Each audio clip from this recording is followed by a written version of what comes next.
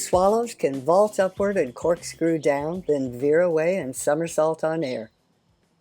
Our word swallow derives from an Old English word that meant to swirl. Well, yes, they do swirl.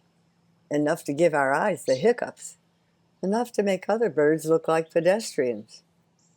But take a look at their wide mouths, wide enough to swallow a platoon of bugs, and you'll realize that the current meaning of swallow is also a pretty good name for them. But even if you agree with me that their mouths are kind of interesting, you know it's their flight that captures us. Those wings go on till you're out of breath. They can be almost twice as long proportionally as those of other birds. Compare cliff swallows and chickadees, for example. The chickadee's torso is a wee bit smaller than the cliff swallow's, but the chickadee's wings, at 6 to 8 inches long, are only a little more than half as long as the cliff swallow's wings, which are 11 to 13 inches long. Now, those swept-back wings can slice more of the air than shorter wings do, so that swallows can zip by like tracer fire and zing off the air. And they can hang a Yui at full speed. For the wings to do all that, though, they need more than length. They need power. Without muscle, the swallows are driving a tricycle, not a fighter jet. They are feathered fighter jets, though, and here's the power source. The tops of their wings are disproportionately large, like epaulets. Those are the muscles for propelling their king-sized wings almost into a blur. The shoulder muscles also give the swallow endurance. Unlike other bug-hunting species that perch while they look for bugs, swallows have the stamina to patrol the air searching for prey.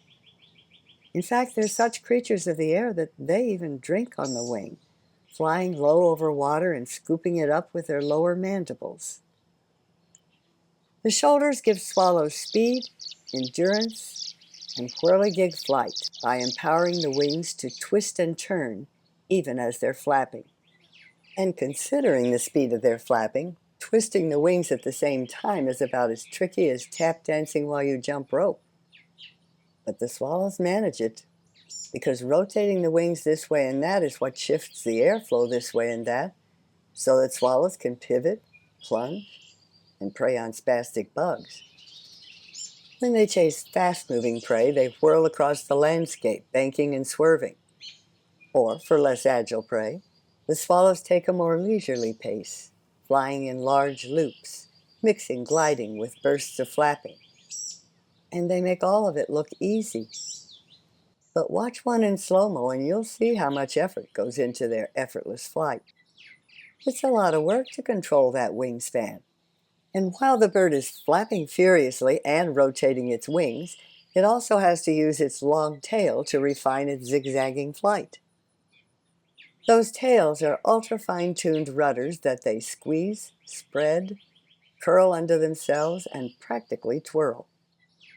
Well, the bird's got to have aerial precision, whether it's chasing a dragonfly or another swallow. Now, a swallow in flight is pretty easy to identify by the speed of its wings, by its ability to hang a fast, tight Yui, by its erratic changes in course. And when it perches, you can often tell it's a swallow because its wide, squared-off shoulders and long wings make it look like an elongated triangle. And you know that when that stationary bird bursts into action, it will be all muscle and grace.